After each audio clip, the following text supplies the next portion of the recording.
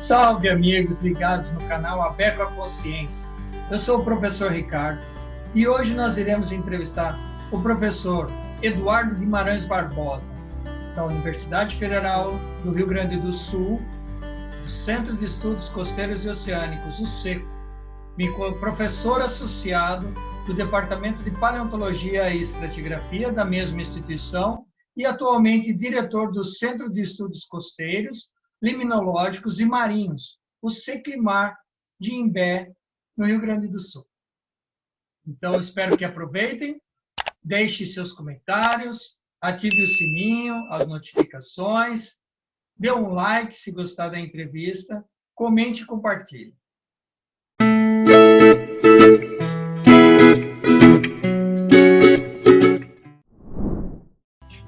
Salve, amigos ligados no canal Abeco Consciência. Então, estamos de volta agora para entrevistar o professor Eduardo Barbosa, do Centro de Estudos Costeiros e Oceânicos da Universidade Federal do Rio Grande do Sul. Tudo bem, Eduardo? Tudo bem, Ricardo. Boa noite aí. Como é que estão? Tudo certo aí? Joia. Então, estamos aí com a nossa programação do canal Abeco a Consciência, né? Tentando levar um pouco de ciência, curadoria da ciência e divulgação científica de maneira democrática, gratuita, através do canal do YouTube. Certo? Então, Eduardo, eu gostaria de iniciar esse bate-papo, primeiramente agradecendo a tua presença aqui conosco e perguntando, né, pedindo, na verdade, que você fale um pouco sobre sua carreira. Ok, Ricardo. Bom, em primeiro lugar, né, também agradeço aí o convite, né, a presença aí para participar nesse projeto muito bacana que tu está desenvolvendo e acho, bom, né, bastante importante. Isso abre um canal de comunicação entre nós aí que trabalhamos na mesma área dentro do quaternário. Bom, falar um pouco sobre a minha carreira, né? Então, a minha carreira, até algumas pessoas sabem, eu comecei tardiamente na geologia, né? Eu entrei fazer o curso de graduação com 27 para 28 anos de idade. Eu acho que é interessante contar um pouco, porque se eu falar da minha carreira, eu tenho que falar também dessa parte anterior à minha carreira, né? E por que é que eu fui parar na geologia, enfim. Então, eu lembro, assim, da época de primário, né, ensino fundamental hoje, que tinha uma professora lá que pediu, né, para a gente definir aquela coisa, o que vai ser quando crescer, né? E eu, nessa época, eu gostava muito de assistir filme. Não existia Indiana Jones nessa época, né? Mas existia outros filmes aí que tratavam de questões de Egito, de Incas, Maias, Aztecas. Então, eu tava naquela coisa assim, queria ser um aventureiro aí da área que na época, né? Aliás, hoje isso a gente faz com arqueologia, né? Eu lembro, assim, eu recordo, estava em aula, comentei isso com um colega, porque era um trabalho em grupo, e aí a gente, mas não existia arqueologia e não existe até hoje, né? A arqueologia hoje é uma pós-graduação aqui no Brasil. Então, aí esse colega disse assim, não, mas eu tenho um tio que trabalha com geologia. Eu, cara, que é geologia? Geologia é estudar lá as pedras e tal. Pô, legal. Mas enfim, né, eu quero até não me reter muito nisso, né? Então, bom, eu segui, né, estudando, acabei fazendo um segundo grau técnico em auxiliar de desenho mecânico, né, que saiu com diploma de técnico em desenho mecânico, e fiz um vestibular para engenharia mecânica, na realidade, a primeira vez. E meu pai, nessa época, tinha fábrica de móveis, né, indústria e comércio, e eu não passei no vestibular, fui trabalhar com meu pai. E aí, trabalhando com meu pai, eu comecei a me envolver muito com questões, tinha muito funcionário, justiça do trabalho, resolvi fazer direito. Então, eu fiz 1 ano de direito, ainda lá, nos meus 23 anos de idade, e não gostei de direito, saí do direito. E aí, quando eu já estava lá, com meus 27, eu parei para pensar, cara, o que eu fiz na vida, né, até agora, né? Tinha a minha irmã que ia fazer vestibular, o meu irmão, e meus primos já tinha alguns na faculdade, daí eu, cara, o que eu vou fazer? Aí uma conversa com a minha irmã, houve a relembrança da geologia, né? E aí, então eu entrei na geologia. E foi muito bacana, né? Porque eu acabei entrando, né, já com uma idade maior, né? Como assim, né? E eu foquei nos estudos, realmente. E foi interessante porque eu fiz o vestibular, para geologia, eu passei em primeiro lugar no vestibular. E isso gerou uma certa responsabilidade dentro da graduação, que eu acabei também terminando em primeiro lugar o curso de graduação. E foi muito bacana, e a partir daí eu me formei numa época que não tinha emprego. Eu acabei entrando logo direto no mestrado e conheci o pessoal. Na época tinha um convênio muito forte na URGS com a Petrobras, e conheci um pessoal da Petrobras e resolvi que eu queria ser petroleiro. Aí fiz concurso para a Petrobras, um primeiro concurso que abriu depois de 10 anos sem concurso, naquela época do governo Fernando Henrique, e passei em 18º no concurso nacional. E chamaram 17, Ricardo. E era quando eu estava terminando meu mestrado. E nisso aí eu engatei o doutorado, tá? Então, eu fiz um doutorado, eu fiz o mestrado em geologia marinha, né? E fiz o doutorado na área de estratigrafia, na parte de sísmica 3D para investigação de petróleo. E com isso, né, eu acabei conhecendo melhor a indústria, né, e conhecendo melhor a academia. E, bom, tá aí, eu sou professor hoje na URGS, né, fui professor substituto nessa época. Na graduação, desde o segundo ano que eu estava na graduação, eu entrei como bolsista de iniciação científica no SECO, né? Então, até hoje eu sou pesquisador do SECO, meu gabinete, né, é no SECO, e segui, bom, a carreira, então, me levou à pesquisa. Essa pesquisa me levou também à internacionalização, né, participação com a Universidade de Bolonha, na Europa, com a Universidade da Costa, em Barranquilha, também, que eu tenho orientado, que hoje é professor lá. Que mais que eu poderia dizer da minha carreira? Nesse trâmite que eu tive de conhecimentos e contatos dentro da universidade, acabei também tendo muitas funções administrativas, coordenador de comissão de pesquisa do Instituto de Geociências. Foi criado um curso novo de biologia marinha aqui no litoral. Aí eu passei a integrar a comissão de graduação desse curso de biologia marinha, fui coordenador. Eu estou nesse curso há 15 anos. Com isso, ficando no litoral, eu atualmente sou diretor do Seclimar, que é um centro aqui também de pesquisa costeira, tanto na área biológica quanto geológica. Ou seja, minha carreira acabou, né, se desdobrando não só na docência, mas também na pesquisa, na parte administrativa, na internacionalização. Então, eu acredito que aquele início que eu contei, né, da minha experiência pregressa lá, até meus 27, 28 anos de idade, ajudou muito a poder encarar a geologia, né, e a carreira com um maior cuidado e um maior zelo. Acho que, resumidamente, seria isso, Ricardo. Resumidamente.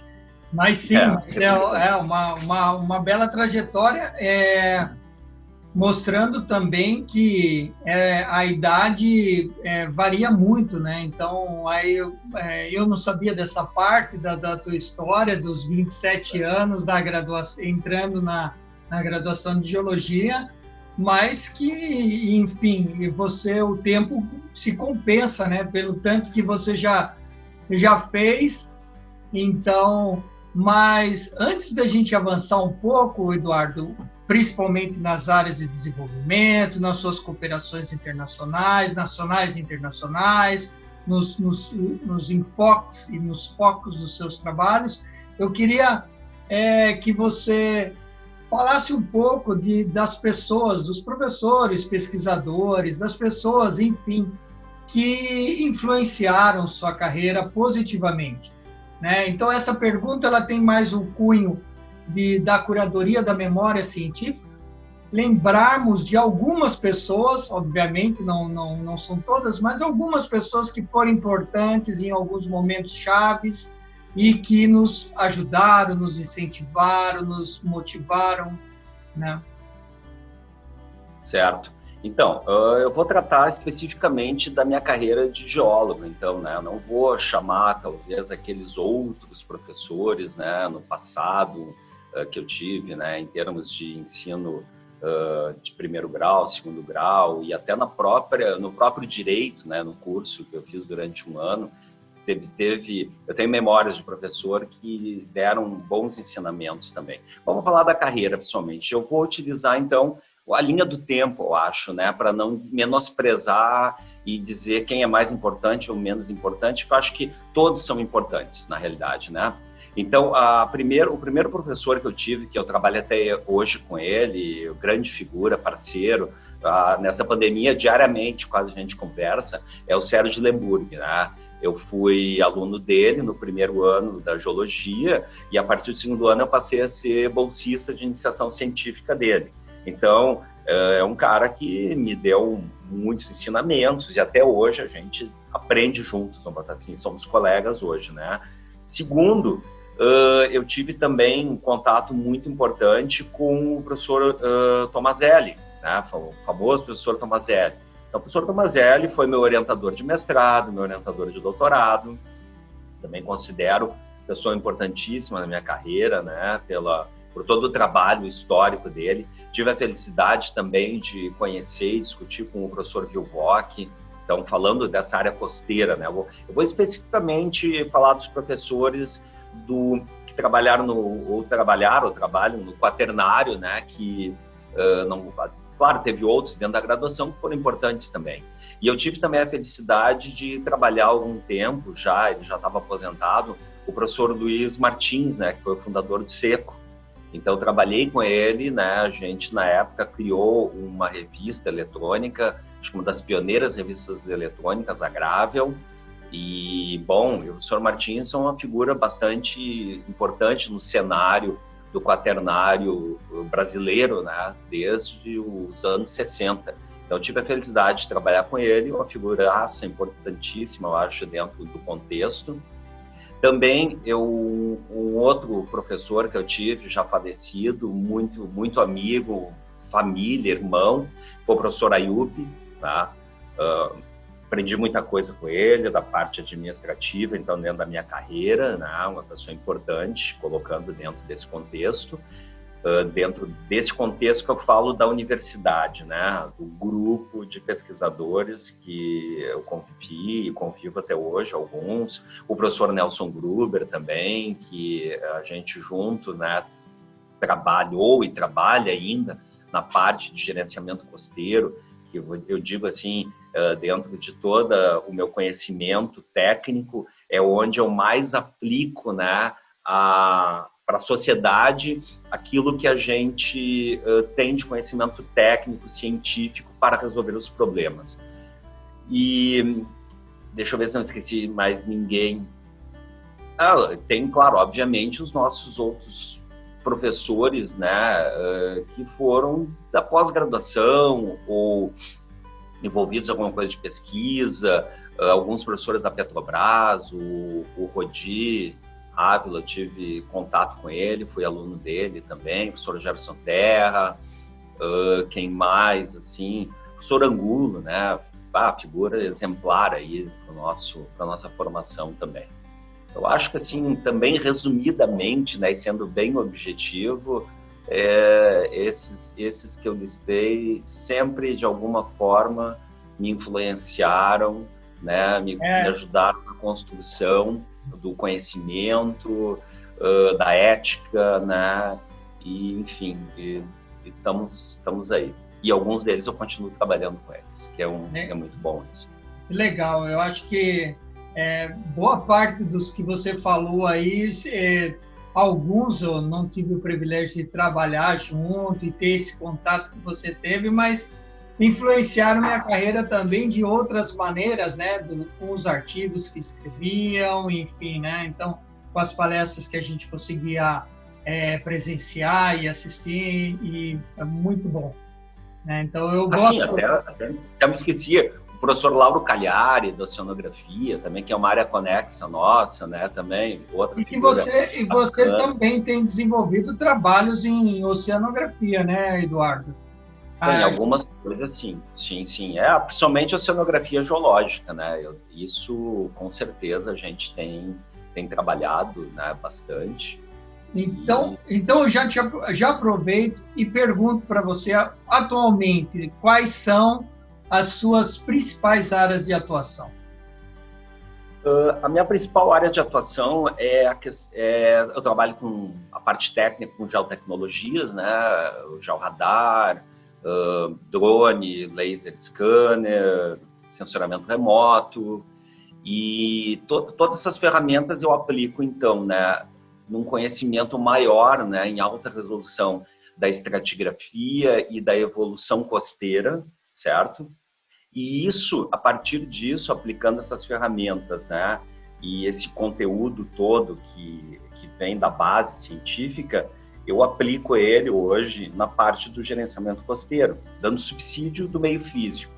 Essa, vamos dizer assim, é uma linha que eu vejo que todo o meu conhecimento técnico, ele contribui com a sociedade nesse aspecto. Então, eu poderia dizer, eu trabalho bastante com estratigrafia costeira, com um enfoque no entendimento da evolução costeira, que isso, então, proporciona subsídios para serem aplicados ao gerenciamento costeiro, ok?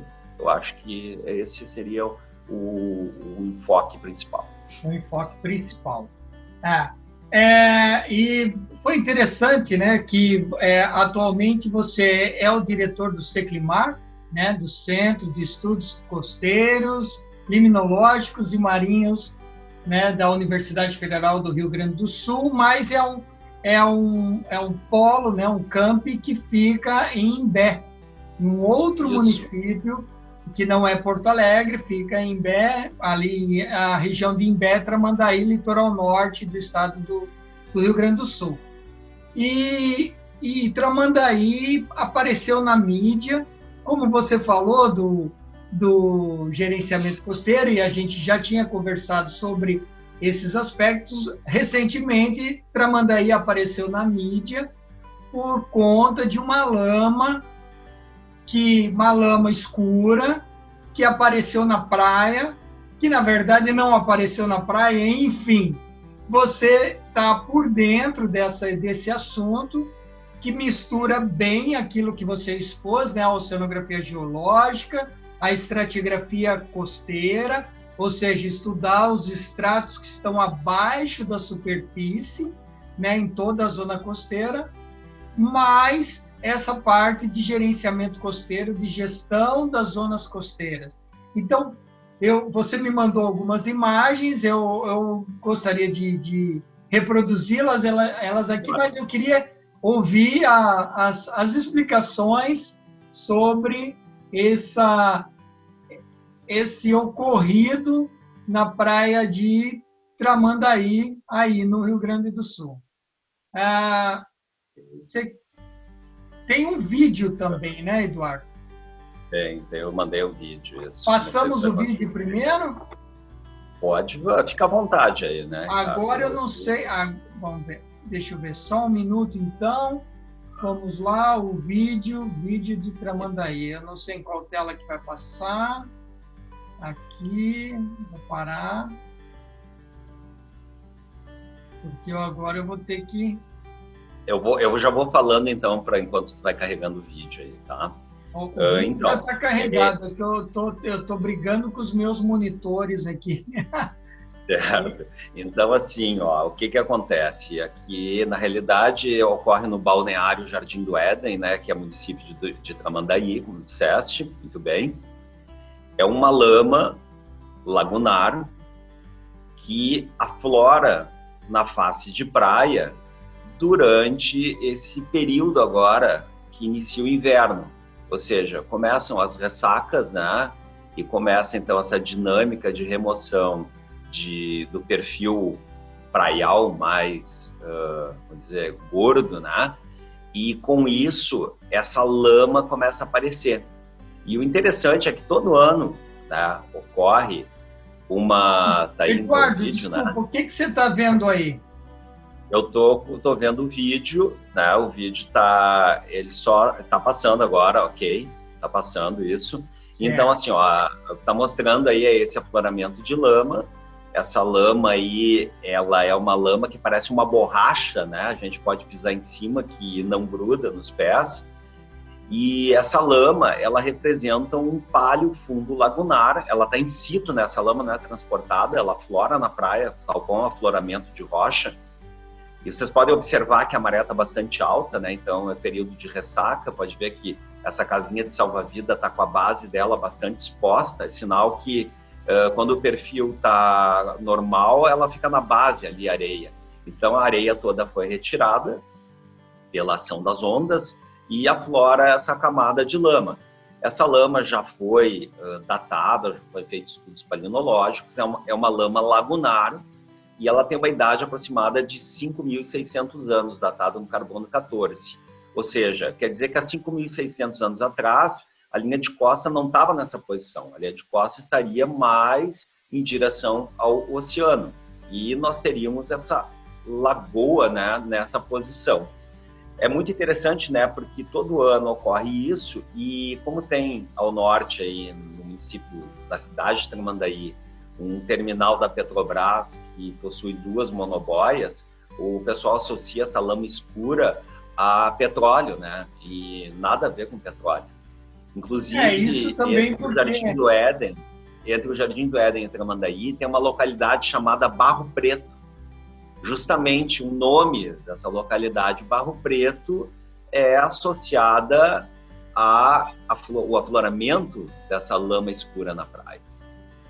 Estudos nossos aí nesse setor, Ricardo, a gente com o georradar, a gente consegue... tá aí uma outra foto, né, num outro ângulo desse afloramento.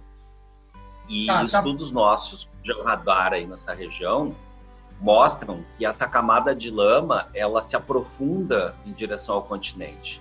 E ela surge na face de praia. Então, e não ocorre somente, ó, essa figura aí mesmo, que tu passaste aí, anterior aí. Essa aí, ó. Então, esse é um perfil ali que pode ver, ó, aqui em vermelho. Essa é uma das suas áreas de atuação, né, que é o georradar, o radar de penetração no solo, né, e aqui você fez próximo a essa área que você nos mostrou do vídeo, né? Desculpa. Isso, esse perfil aí é 400 metros ao sul do vídeo, tá? Então, se observar, né, esse perfil, ele está entre uma estrada ali, um asfalto que conecta os 2 mondeários. Então, ao longo desse perfil, começa em noroeste e vai para o sudeste, vocês veem que aquelas reflexões ali, plano paralelas, essa aí e a mais acima aí, Ricardo, um pouquinho mais acima, aí, essa aí é a que subindo ela flora na praia. Se tu seguir a continuidade dela, é a que está florando na praia. Então, a gente consegue observar que existem, na realidade, 2 refletores fortes aí que são relacionados a camadas de lama. Então, a estratigrafia desse local denota isso. E aí, então, esse nosso estudo, né, relacionado à evolução costeira, à estratigrafia costeira, a gente tem colocado aí, então, aplicado então ao gerenciamento costeiro. Esse é um dos setores de erosão costeira que nós temos no litoral do Rio Grande do Sul. Então, considerando esses aspectos, e é uma erosão de longo período, né? Nós estamos ali com uma lagoa de 5.600 anos aflorando na praia, esse afloramento de lama. Esse é um setor que ele possui uma erosão de longo período, então, e com isso não seria um local apropriado para uso e ocupação, né? Essa região não seria apropriada para isso, tal qual outras regiões que a gente tem aqui no Rio Grande do Sul, como o Farol da Conceição, lá, acho que conhece, que já caiu o farol, e o famoso balneário do Hermenegildo, aqui quase na divisa do Uruguai, que quando dá essas ressacas, cai casos, né? Uma ressaca que teve em 2016, a grande última ressaca, derrubou, parece, se eu não me engano, 48 casas. E não é porque as casas ocuparam a duna frontal, como muitos levantam. Não, a ocupação ocorreu há mais de 40, 50 anos, e quando ocuparam não tinha erosão. Aliás, a erosão existia, mas a erosão não existia no ponto onde a casa está caindo hoje. Então, esses setores que possuem erosão de longo período, que a gente consegue definir através da estratigrafia costeira e entendendo essa evolução costeira, não são setores apropriados para uso e ocupação.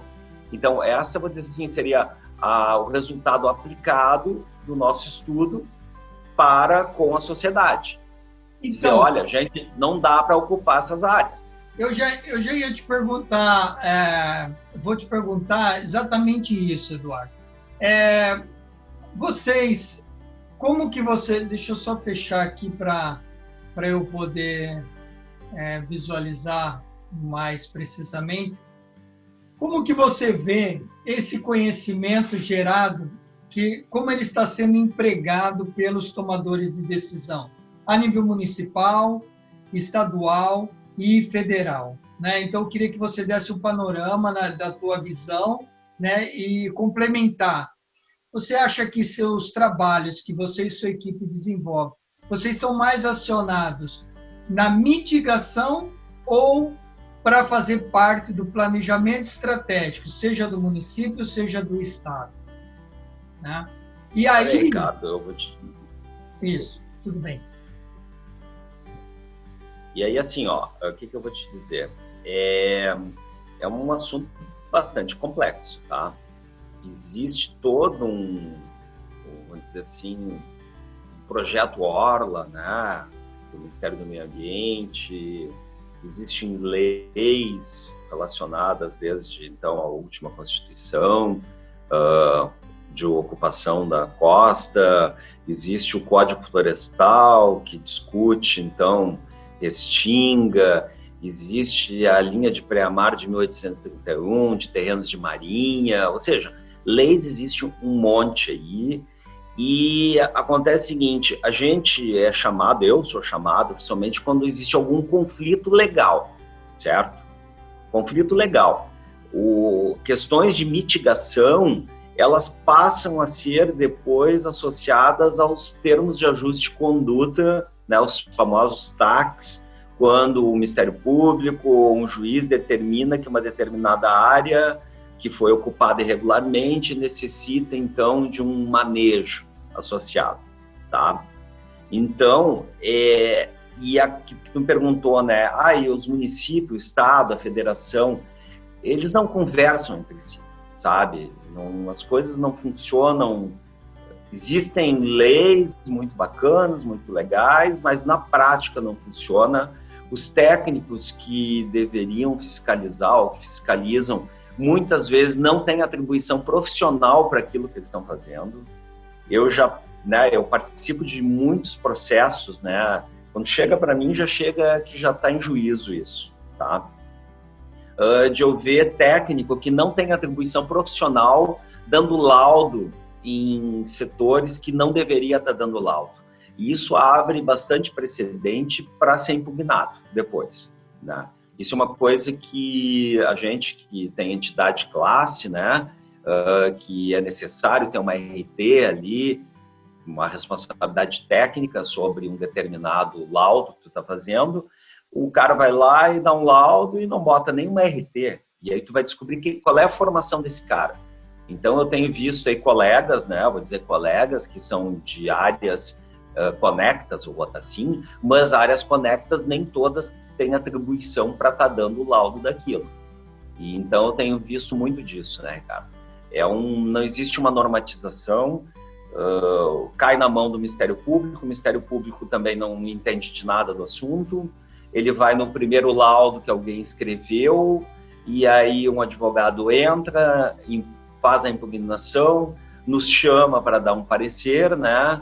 Como a gente, né, é da universidade, a gente trabalha nisso, pesquisa nisso, né? E tem conhecimento de causa, aí ocorre a discussão, Ou seja, às vezes isso vai no embrolho aí de muito tempo, muitos anos para resolver alguma coisa, né? Como a gente, como eu disse, a gente é universidade, a gente é honoris causa, né? Então, é bastante complexo. Eu acho que falta alguma articulação melhor, que eu não sei nem como dizer, como resolver isso, porque tu entra nessa seara da política, isso é bastante complicado.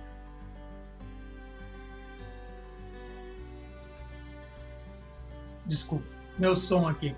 Então, Eduardo, você falou de gerenciamento costeiro, né? E gestão integrada da zona costeira, até mesmo citou o projeto Orla. Você pode explicar um pouco o que é essa gestão costeira ou esse gerenciamento costeiro integrado? Como que vocês atuam? Quais são as perspectivas, metas, alguma coisa nesse sentido, e que também envolva aí o Seclimar, né, como um polo de atuação para esse braço da universidade mais para o litoral norte do estado. E se isso extrapola para Santa Catarina, por exemplo, que é o estado vizinho, né? Sim. Pegando então o gancho desse teu final, né? Eu, junto com o professor Nelson Gruber, que ele coordenou um projeto no município de Jaguaruna, eu era o vice-coordenador do projeto, ou coordenador substituto, enfim, num grande município com 42 quilômetros de orla, o município de Jaguaruna, que estava interditado pelo Ministério Público Federal, qualquer obra na região costeira desse município. Então a gente trabalhou, né, tentou trabalhar com esse gerenciamento costeiro integrado, né? E o que é isso? O gerenciamento costeiro integrado, ele envolve uma série de profissionais de várias áreas.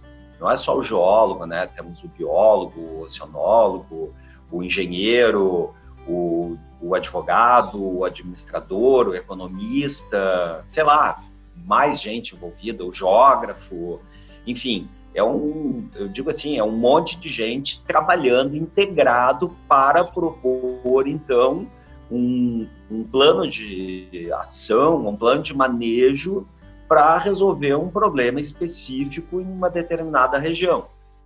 E isso envolve treinamento depois dos profissionais que atuam, por exemplo, no município, né? A Secretaria do Meio Ambiente, o Instituto Meio Ambiente.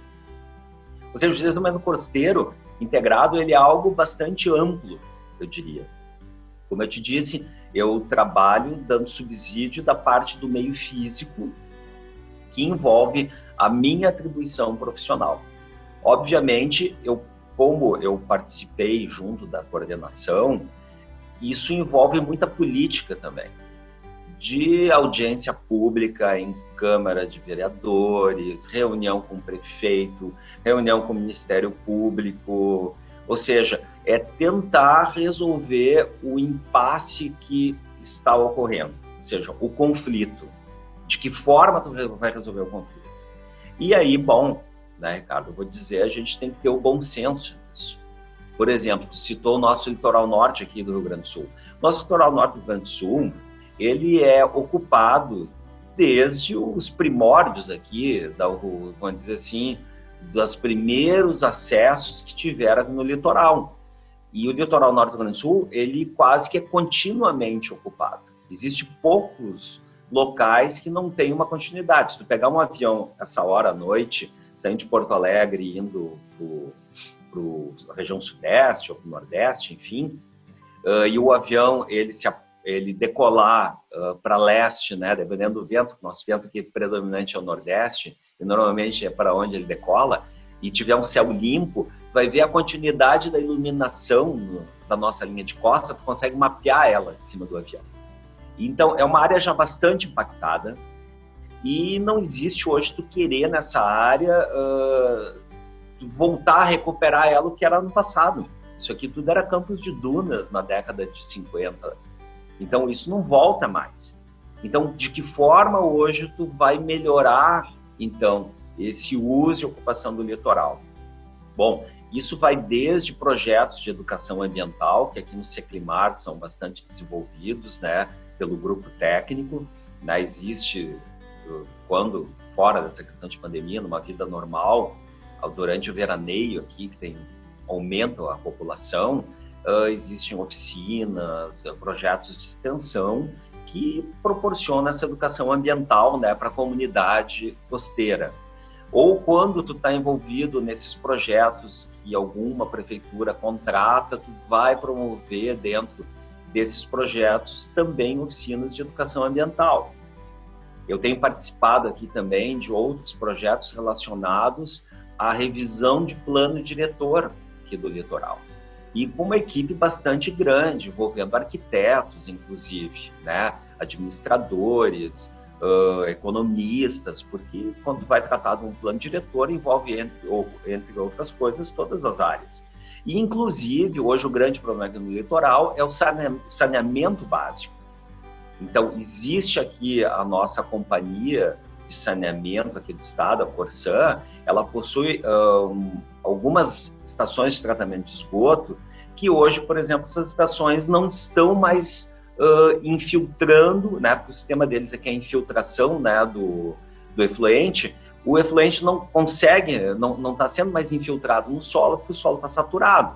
Então, a companhia, a Corsan, ela contratou a universidade, através de um colega lá do Instituto de Geociências, para estudar o reservatório costeiro, ou seja, né, as nossas camadas, a nossa estratigrafia costeira, para entender por que algumas ETs não estão mais infiltrando. Então, estuda gerenciamento costeiro. Então, vê que o gerenciamento costeiro ele é um grande guarda-chuva na qual estão pendurados várias outras áreas que elas integradas, né, entre si. Então, esse nosso gerenciamento costeiro integrado vai encaminhar, então, para os gestores, tanto da esfera municipal, estadual ou federal, a proposta de uma solução para melhorar esse uso e ocupação.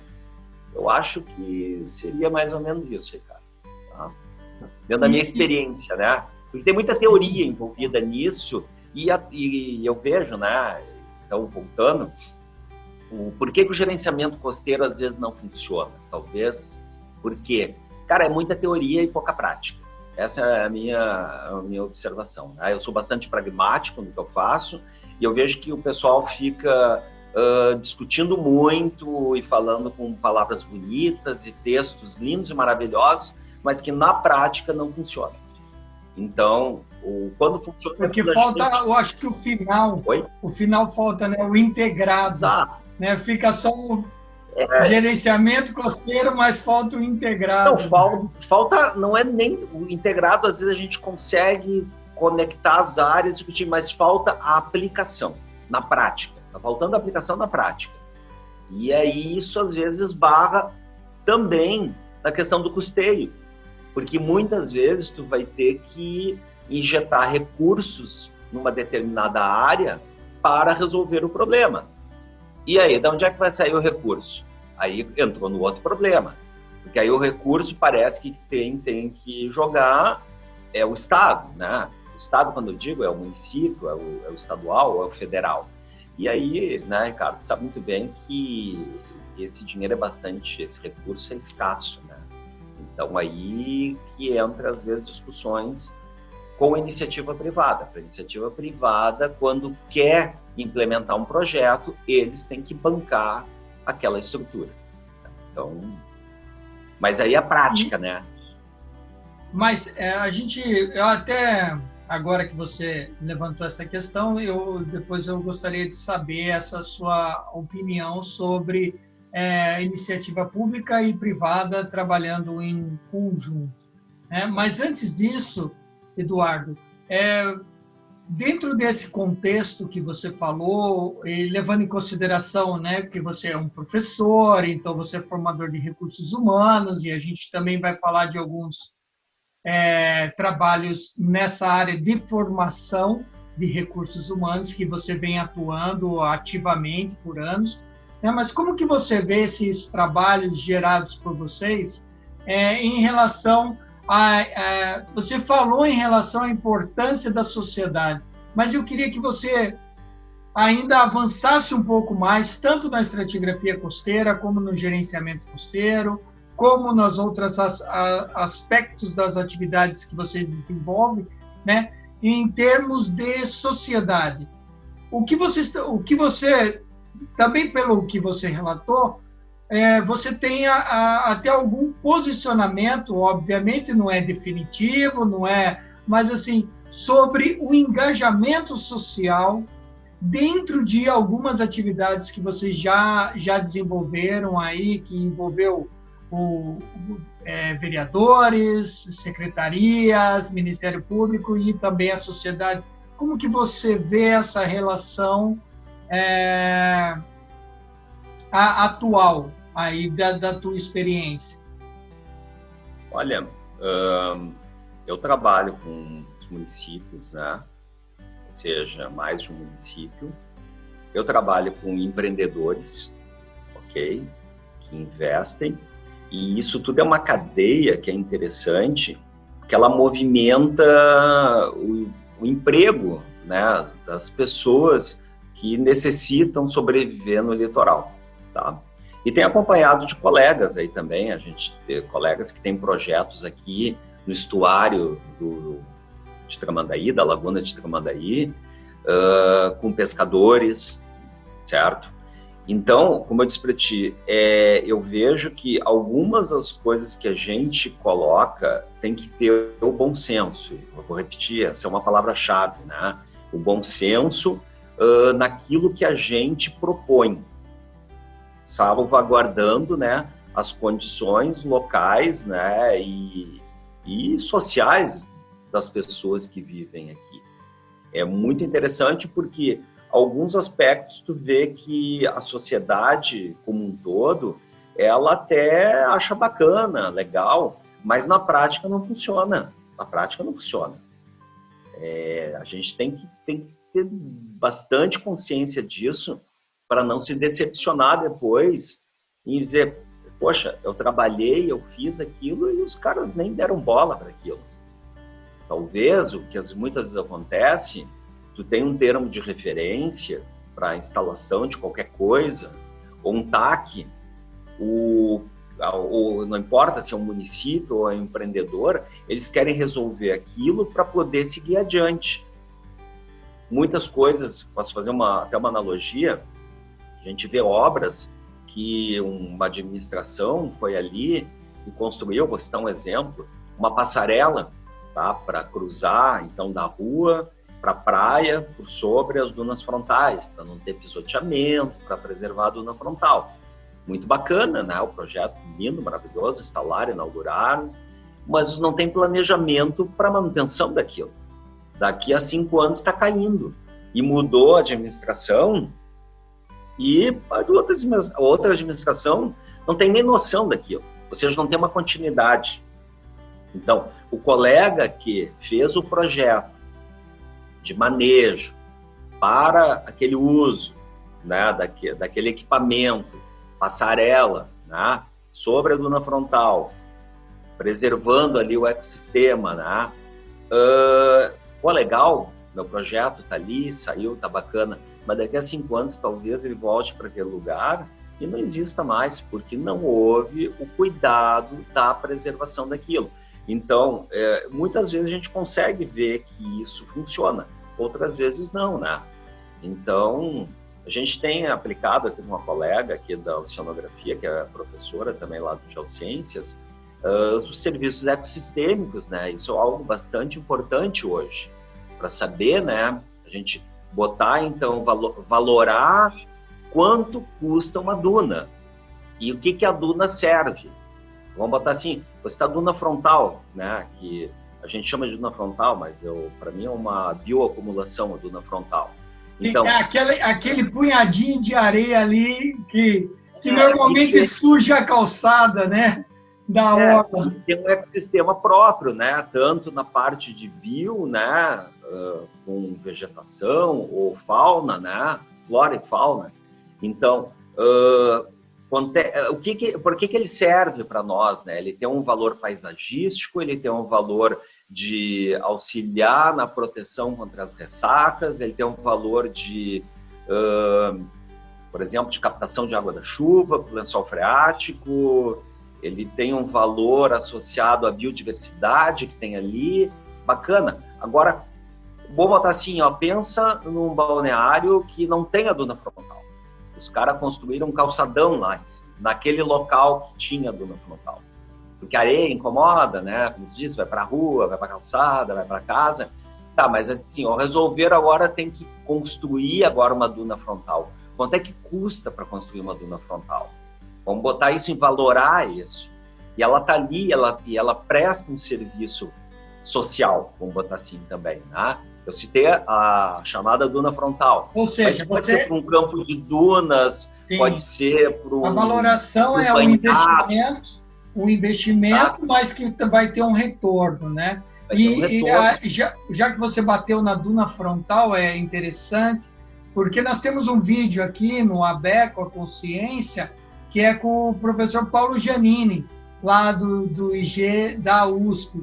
E ele fala, ele dá uma ótima explicação sobre a duna frontal, a importância da duna frontal e o valor da duna frontal, né? Então, fica aí a dica, assista aí o outro vídeo. Eu já assisti. Não, você... Sou fã do Giannini. Giannini, já tive a felicidade de trabalhar com ele em trabalho de campo, né? É um cara excelente, né? Então, e realmente, hoje ele trabalha, né, estudando os sistemas deposicionais, né? Eu acredito que ele integra essa questão da dinâmica da duna, da interação praia-duna, enfim.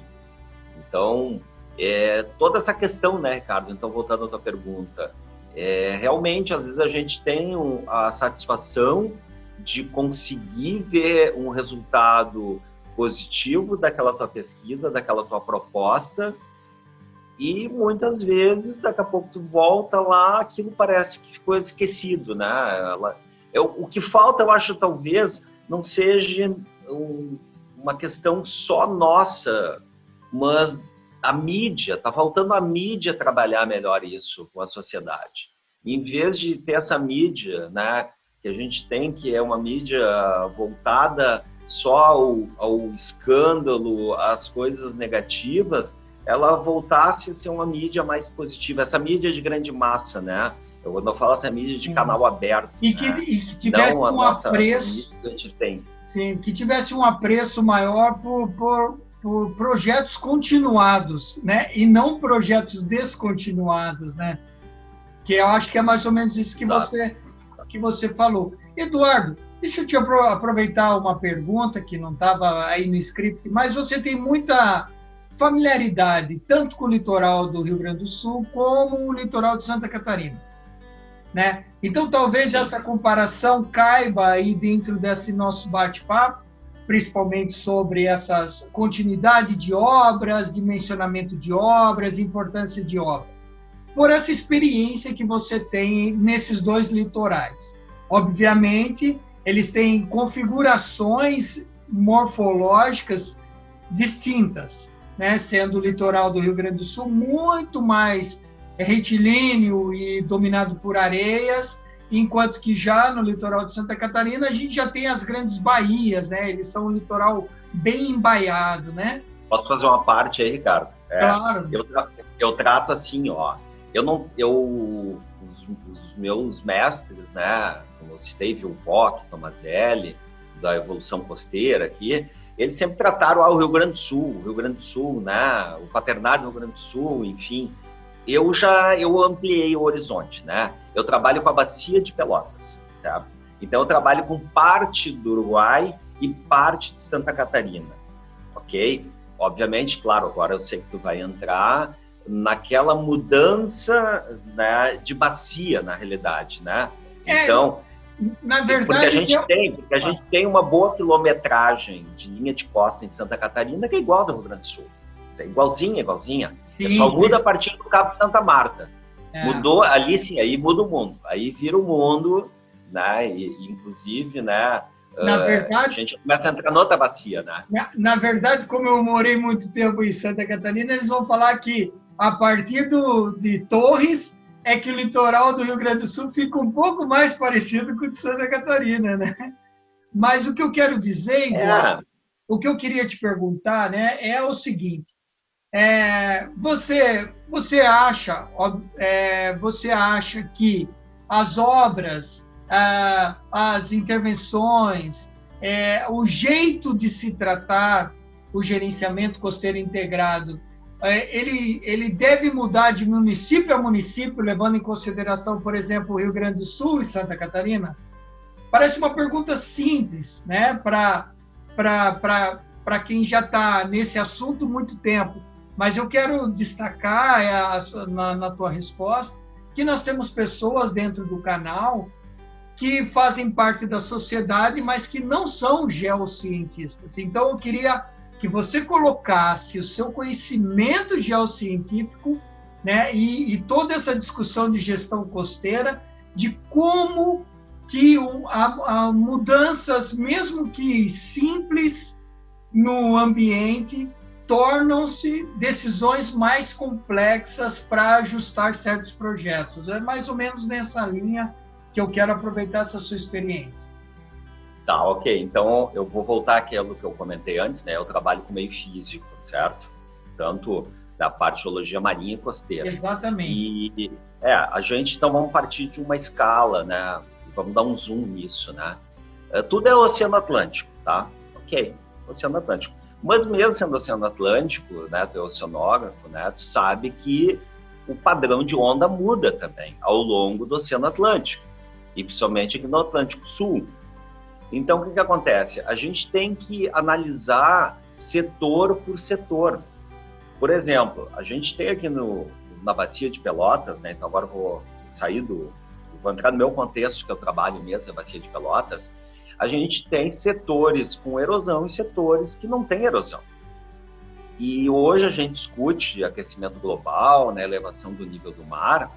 E, Ricardo, vou dizer para ti assim, pelos nossos estudos aqui, o nível do mar já teve mais alto no oceano, vamos botar aí uma média, 5.000 e poucos anos atrás, 4.000 anos, acima do atual. Aqui para a Bacia de Pelotas, a gente estima valores entre 2 e 3 metros acima do atual. E o nível do mar entrou em queda, né? Tá aí a curva do Angulo, né? A famosa curva do Angulo de Bituba, que a gente utiliza. E a gente está publicando um trabalho agora aqui também com dados nossos que corrobora, né, a mesma tendência, fazendo marketing, né, então. E o que acontece? Esse próprio setor que tu mostraste aí do Jardim do Éden, com a lama florando, nos nossos trabalhos, ele é um setor que ele tem erosão costeira desde sempre, mesmo com o nível do mar em queda, tá? Então, o que acontece? A gente não tem uma linha de costa homogênea. A gente tem uma heterogeneidade dessa linha de costa ao longo da bacia.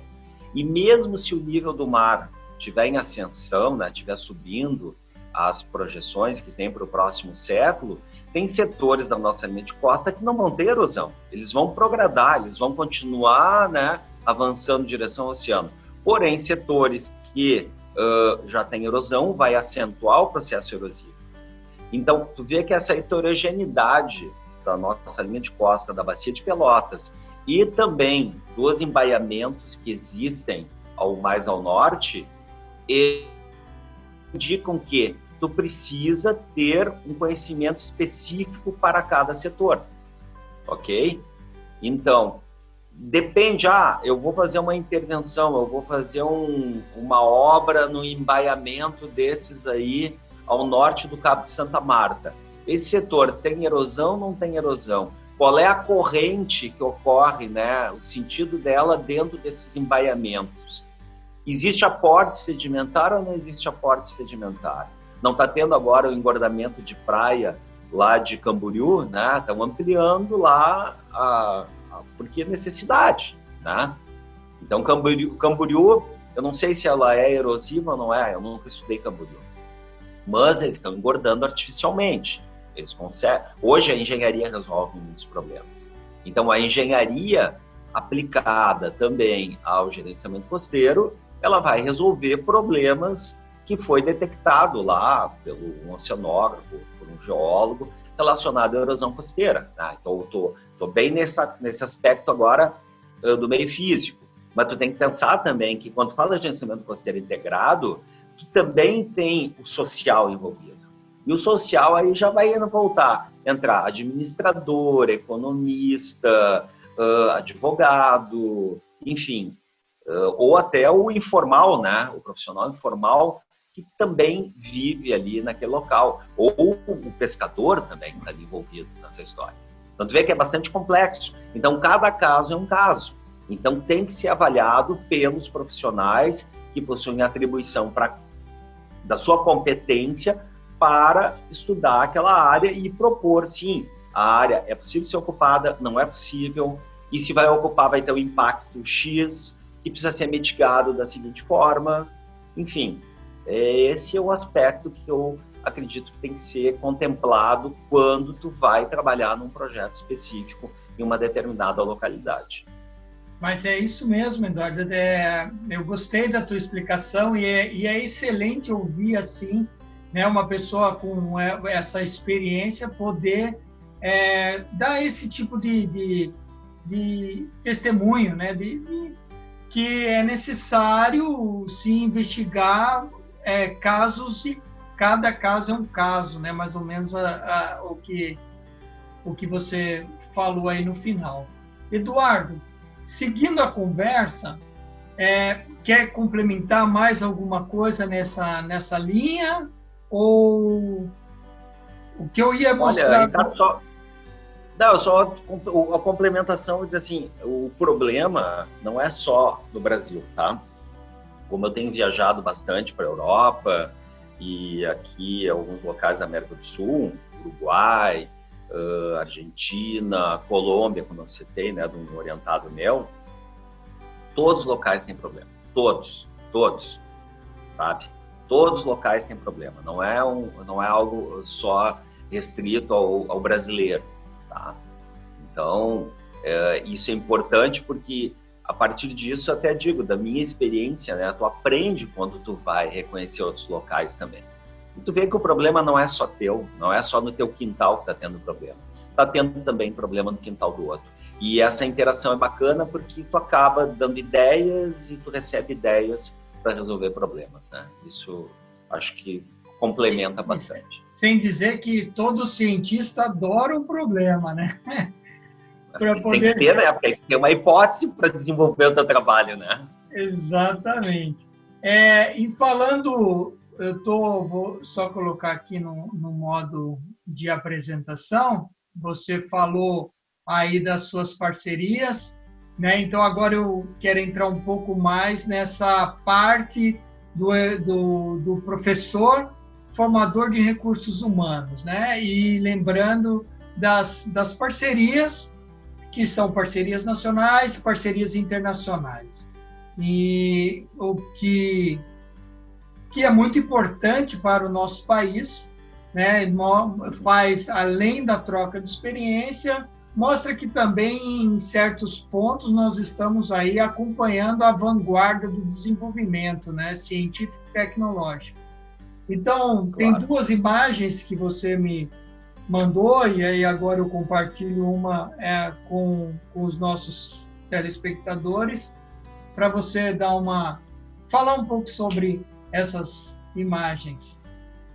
Então, essas imagens aí para mim é uma satisfação tremenda, né? Isso aí é um curso que eu ministro de um programa Erasmus Mundus na Itália, que é um convênio com a Itália, a Espanha e Portugal. E para mim isso eu digo assim, repetindo, né?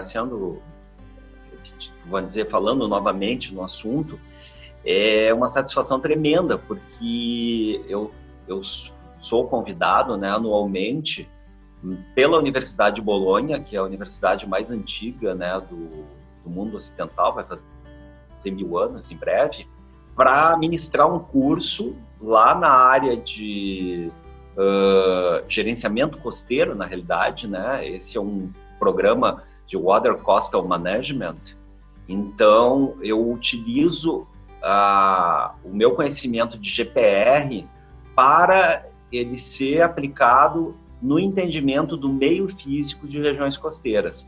Então, essas imagens do GPR aí são 2 momentos, em 2 anos distintos, ocorre na costa de Ravenna, tá?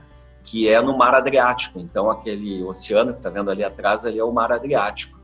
E é fantástico porque se interage, esse programa é um programa internacional e as turmas são de 17, 18 países distintos.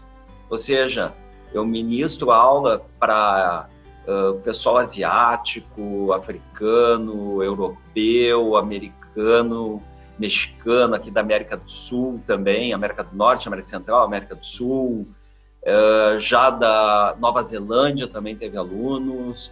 É uma experiência fantástica, né? Eu só tenho a dizer que isso é algo assim, é um ápice na carreira da gente, poder ser convidado para ministrar um curso desse nível, né, num convênio, né, de um consórcio europeu. Isso é bastante importante, né? Aí já com o pessoal aqui da América do Sul, né? É o da Colômbia. Eu fui convidado também para ministrar um curso de GPR para o pessoal da Armada colombiana, né? Da Marinha colombiana. Então, esse é um grupo de oficiais, né, da Marinha colombiana. Ali é o mar do Caribe colombiano. Então, também é uma satisfação tremenda, né, ser convidado, participar desses cursos. E é incrível, né, o pessoal em si, o quanto que eles têm a curiosidade de aprender e entender sobre a aplicabilidade da ferramenta dentro dos problemas que eles têm. Sabe? Então, muito, muito interessante isso. Ótimo, Eduardo. Parabéns aí pelas suas iniciativas. Obrigado. E deixa eu fechar aqui. Dentro da sua atividade atual, além de docente da Universidade Federal do Rio Grande do Sul, você está como diretor do Seclimar. Fale um pouco sobre o centro, de uma maneira mais sintética, assim, e da importância que é o Seclimar na região norte do estado, aí principalmente nessa região litorânea. Então, por que da existência desse campus e a importância para o desenvolvimento dessa região no seu entendimento? Bom, o Seclimar já está aqui há mais de 40 anos aqui no litoral, tá? Ele foi criado e fundado aqui pelo mesmo fundador do Instituto de Geociências, lá da URGS, né, o professor Irajá Damiani Pinto. Então, ele tinha, né, como projeto um centro que atuasse, né, tanto marinho quanto costeiro, liminológico, né, voltado então às lagoas, e com um perfil daqueles centros que ele conhecia internacionalmente, né? E, enfim, ele pegou uma época aqui que ele conseguiu construir alguns prédios. O Seclimar, ele tem um prédio administrativo, ele tem um museu de ciências naturais, que é muito visitado aqui também no litoral, e tem também um centro de reabilitação de animais, tal qual tem na FURG. Então, a FURG e a URGS, eles dividem o litoral do Rio Grande do Sul, né? Da Lagoa do Peixe para o sul, quem cuida dessa parte de reabilitação de animais é a FURG, e aqui da Lagoa do Peixe até Torres é a URGS, né? Aqui através do Seclimar. Então, o Seclimar, ele tem um papel bastante importante aqui para a sociedade, aqui do litoral, principalmente aqui no município de Imbé e Tramandaí, tanto que os pescadores, quando necessitam de alguma coisa, é no Seclimar. A abertura da temporada de pesca, quem autoriza é o Seclimar também. E só que há 5 anos atrás, a universidade criou um campus aqui no litoral. E o Seclimar, ele é um órgão auxiliar. Ele era um órgão auxiliar de biociências em Porto Alegre. E passou, então, a integrar como órgão auxiliar do campus do litoral. Mas ele tem uma autonomia, né, que vem desse tempo todo que está aqui no litoral. a gente tem um grupo de técnicos do quadro da universidade, em torno de 25 funcionários no Seclimar. Hoje no Seclimar nós temos também vinculados 18 docentes do campus do Litoral, que ministram com outros professores de Porto Alegre, e eu sou um deles, o curso de Biologia Marinha aqui, com ênfase, aliás, é um curso de Ciência Biológica com ênfase em Biologia Marinha e Gestão Ambiental Marinha e Costeira também. E então nós temos uma comunidade bastante grande dentro do Seclimar, além dos funcionários terceirizados, que são mais de 20 funcionários também, se eu não me engano.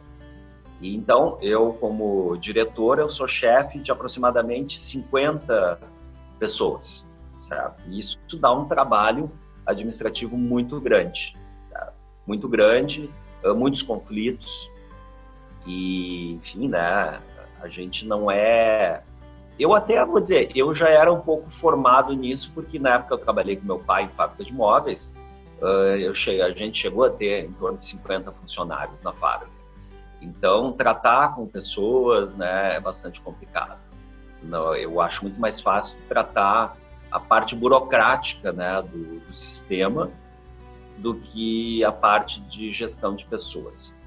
Mas, enfim, o Seclimar, ele segue também sozinho, eu diria, ele consegue se movimentar sozinho pelo tempo que ele tem aqui e pelo reconhecimento de toda a sociedade que se apoia, né, do Seclimar, e inclusive desde os últimos 15 anos com esse curso de graduação em Ciências Biológicas aqui sendo ministrado no Seclimar, ele também gerou um conhecimento pela comunidade desse outro perfil que o Seclimar apoia, né, relacionado ao curso.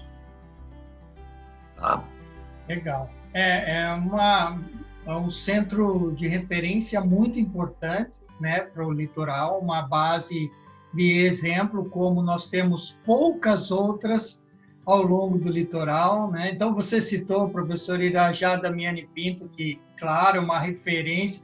O Museu de Geociências de Paleontologia da URGS leva o nome do professor Irajá, também, né? Então, também. É uma mente brilhante aí que... Um ícone, né?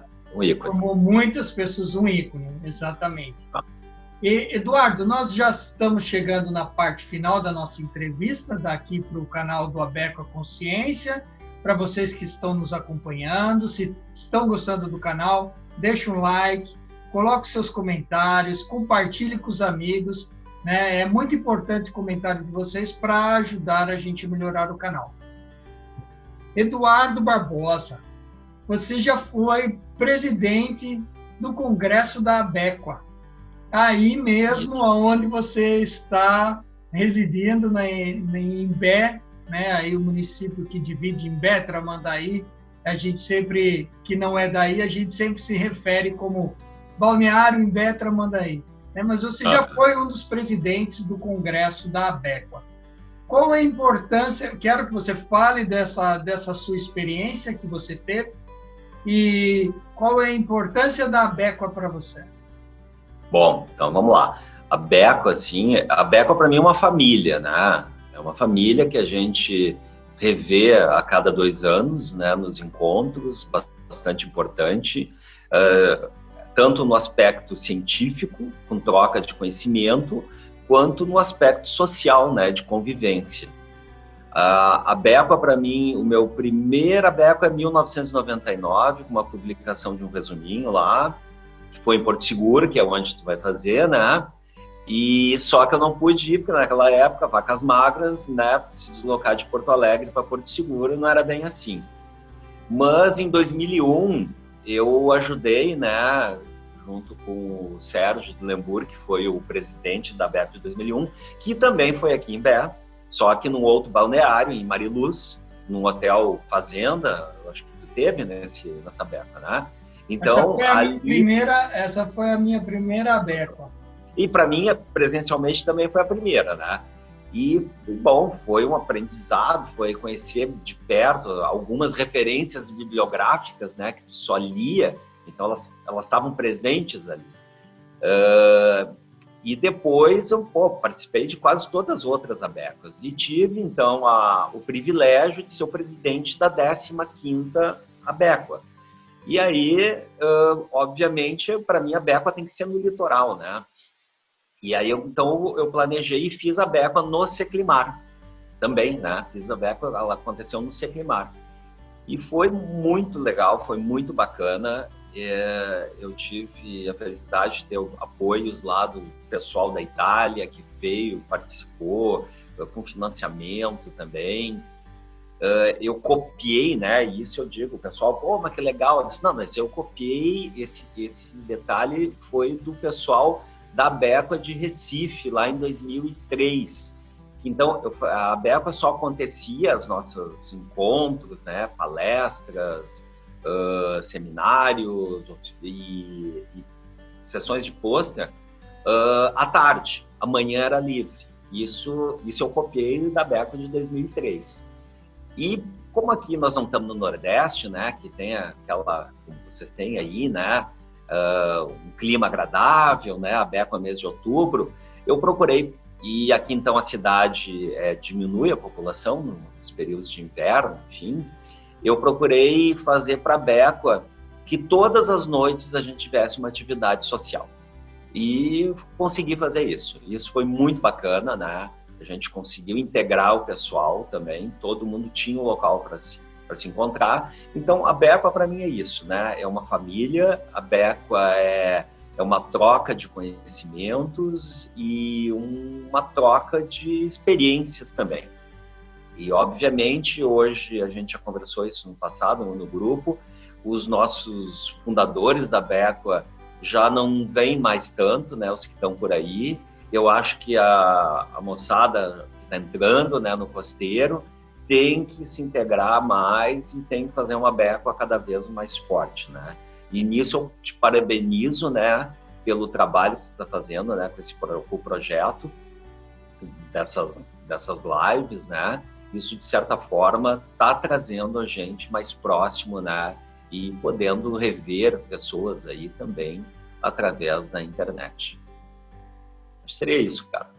Legal, muito obrigado. E sucesso para ti na ABECOA ano que vem, né, cara? Hã? E sucesso para ti ano que vem na ABECOA, né? Para nós, né? Porque a ABECOA é feita com todos nós, como você disse, né? Então, aquela família que se reúne a cada 2 anos para trocar ideias, informações, conversar, rever, né? Então, como esse ano, excepcionalmente, nós tivemos um ano de pandemia, nós prorrogamos o Congresso, a diretoria, né? Toda a diretoria reuniu e decidiu prorrogar o ABECOA para 2022, em Porto Seguro, na Bahia, o 18ª edição, e fazemos essas lives, que é justamente para nos mantermos mais próximos, nos vermos e nos revermos, e aproveitar, como cada um de vocês, cada um de nós tem muita experiência em algumas áreas, expor isso também para a sociedade, para trazer a sociedade para mais perto do cientista, né? Do cientista natural, do cientista da terra, do cientista do mar, do geocientista, enfim. Eduardo, para concluirmos ainda nesse papo da ABECOA, nós estamos comemorando a década dos oceanos. Uhum. E eu acho que muito do bate-papo que a gente fez aqui tem tudo a ver com os oceanos, né? Inclusive vai de encontro com várias iniciativas dentro da década dos oceanos proposta pela ONU. Então eu queria que você falasse qual a importância para você da década dos oceanos e finalizar com uma mensagem para o nosso público, o abequano e os recém-integrados aí ao canal ABECOA Consciência. Ok, então, cara. Bom, década dos oceanos, né? Bom, eu vou ser um pouco crítico, tá? Década dos oceanos para quem? Tá? Essa é a pergunta que eu faço para mim. Porque, pô, para mim sempre foi, né? Não é uma década, é sempre minha vida. Né? Antes mesmo de entrar na geologia marinha e costeira, oceano para mim era legal, né? Questão de veraneio, enfim. Então, para mim, não existe década de oceanos. Para mim, é sempre, né? Eu acredito para nós que trabalhamos na parte costeira, não existe década de oceano. Então, a minha pergunta, né? Então, eu estou fazendo uma pergunta para ti, né? Tu está me entrevistando e eu estou te fazendo uma pergunta. Cara, é bonito, cara. Vou dizer assim, eu estou acompanhando, eu li, eu fui atrás. Cara, é muito bonito, como tantos outros projetos que eu já vi. Muito bonito, sabe? As pessoas falando bonito, escrevendo bonito, mas e na prática? Essa é a minha pergunta agora, né? Não é a minha pergunta, é para reflexão, então, né? Na prática, nós fazemos isso. Nós pensamos no oceano, na nossa carreira como um todo.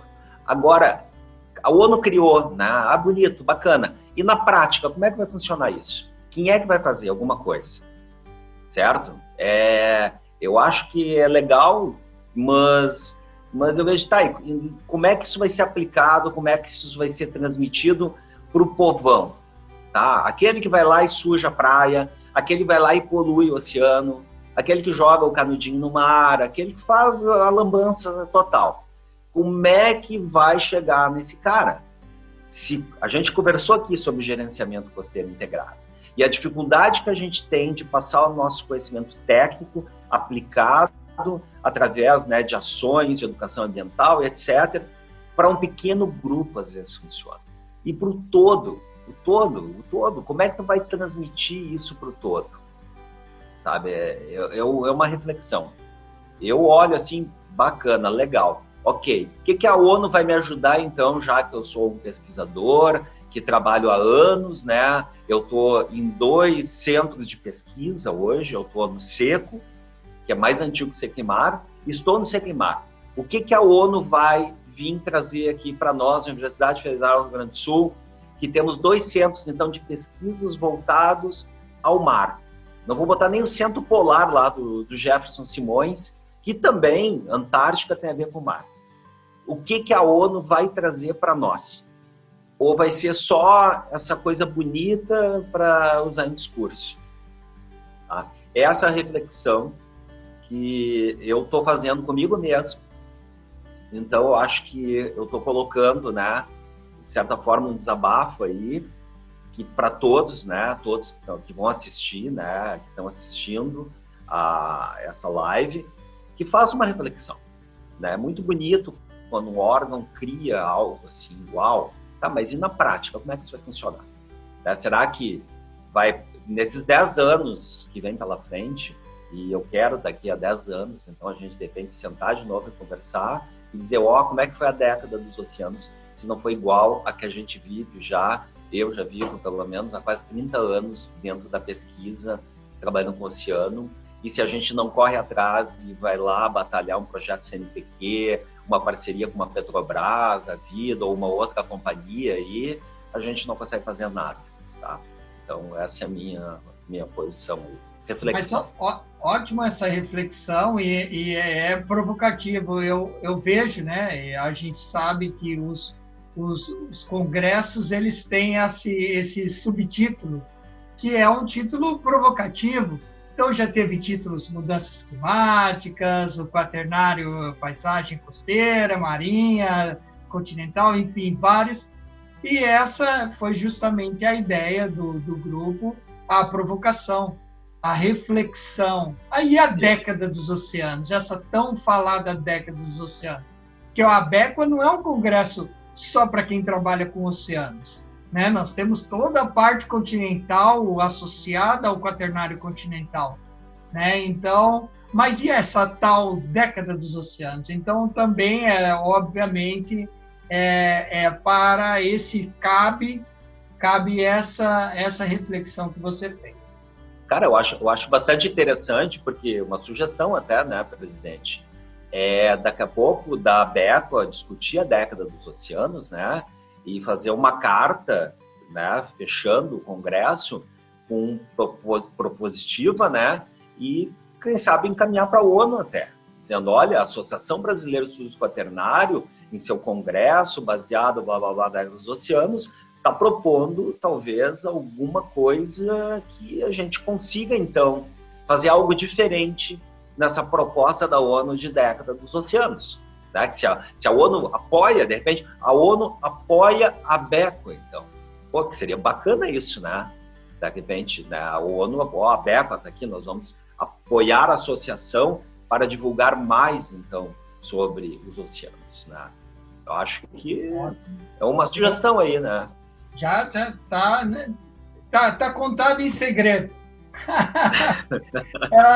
Tá ótimo, Eduardo. E assim, aproveitar então o ensejo das pessoas que estão vendo, nos ouvindo, né? Se associem à ABECO. Voltem a ser sócios da ABECO, né? Lembrando que a ABECO também tem uma revista científica, que é a revista da ABECO, né? Da Associação Brasileira de Estudos do Quaternário, que recebem textos tanto em inglês, como em português, como em espanhol. Então, é uma revista que também está aí já com uma longa trajetória, uma longa história. E para encerrarmos, Eduardo, a mensagem final, então, para o nosso público. Ok, bom, mais uma vez, então, né, Ricardo, agradeço o convite, né, de poder participar e estou à disposição sempre que precisar. Para o nosso público, então, já o público abecoano, já mais antigo, que se mantenham, que se cuidem, que a gente se encontre, então, no próximo ano, de novo, a família, presencialmente. Para os novos, que venham para a BECO, porque a BECO é muito legal, né? O pessoal que é da BECO é um pessoal bacana, todo mundo, né? São pessoas de uma excelente energia. E, bom, e eu acho que seria isso, né? Então, estamos juntos no que precisar. E o pessoal aí também que quiser contatar, né, provavelmente vai ter depois meu contato. Estou à disposição aí para tirar dúvidas, né, enfim. Estamos aí. Muito obrigado. Obrigado mais uma vez, Eduardo Barbosa, professor da Universidade Federal do Rio Grande do Sul, por estar aqui. Obviamente, nome, instituição, link para o currículo Lattes, está tudo na descrição do vídeo, então pode acessar e localizar o professor Eduardo Barbosa facilmente, certo? Então, ficamos por aqui, seguimos em frente, que a vida não espera. Um abraço. Um abração aí para todos. Tchau, tchau.